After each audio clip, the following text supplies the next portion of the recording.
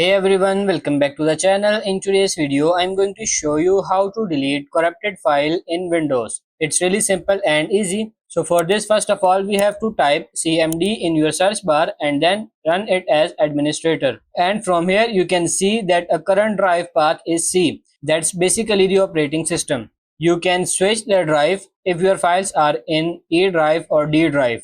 To switch it, just type in your drive H or D in the column and hit enter. Now let's run a check on this command on the drive and see if that actually operates smoothly or not.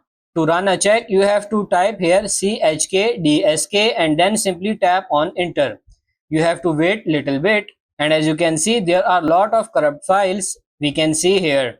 Now to fix them, you have to type here chkdsk slash space slash forward and F and then tap on enter again. Wait a little bit. It will provide answer yes or no question. Just hit a yes, press the Y and hit enter. Then wait. Now we are done. From this Windows, you can see Windows has made correction to the file system. No further action is required. So that's pretty much it for this video. That's how to delete corrupted file in Windows. I hope this video was helpful. If it is, like it and subscribe to the channel. Thank you.